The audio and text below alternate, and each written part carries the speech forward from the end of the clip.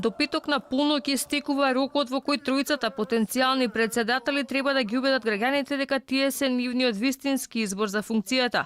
Трката за председателската фотелја во Вила Водно влегува во својот финиш. Со набиена агенда, Силјановска, Пендаровски и Река, секојдневно со пораки одблиску со граѓаните гарантираат подобар живот и ја бараат нивната поддршка.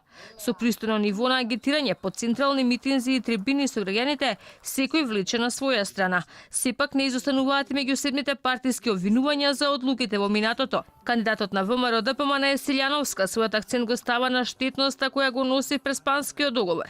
Постапувањето на функцијата како председател, доколку ја добија поддршката од народот, ветува враќање на правдата во Македонија, но и укинување на сите привилегии на функционерите. Ние жените имаме посебни оружја, интелектуални, мисловни, ако сакате менаџерски. Мислам дека е редно со нас доаѓа заради потешкиот живот смиреноста, одговорноста, посветеноста. Пендаровски пак не отстапува од патот кој го трасира актуелната власт. Неговите пораки до граѓаните главно се насочени кон евроинтегративниот пат на Македонија. Токму и така ја води кампањата дека тоа е единствениот пат за стабилна иднина. Човекот кој е на чело на државата, кој не мора да го нарекуваме татко на нацијата, меѓутоа мора да биде претседател на сите граѓани, треба тоа да го покаже прво и во своето најблиско опкружување.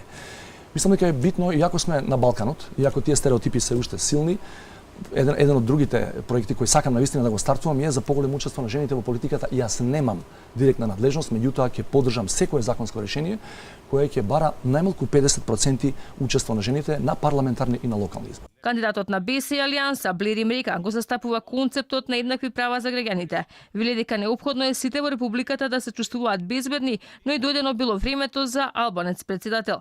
Со моето искуство, со моето знаење и со моите лични дипломатски контакти со врвни европски и американски политичари, ја мислам дека она што е во мојот скоп на надлежностите според Уставот, ќе може да придонесе за Македонија да и тргне, да идеме малце понапред, затоа што со седење и во некоја ситуација на статус-кво, државата губи, а губат и граѓаните. За прв пат тројцата кандидати излегува од класичните изборни кампањи, па на социјалните медиуми се организираат и дополнителни настани, каде преку реакција се обидуваат да ги придобијат симпатиите на гласачите. Од друга страна пак силен емотивен набој на митинзите на СДСМ, недвосмислени изливи на приврзаност и поддршка кон Заев и Пендаровски беа забележени и уште во првиот дел на кампањата. Инаку изборната кампања и агитирањето кај граѓаните за првиот круг од 6 председателски избори запира до петок на полнок, кога следува изборниот молк. Во недела 1.808.131 избирач ќе може да го оствори своето избирачко право и да одлучат кој ќе биде новиот шеф на државата.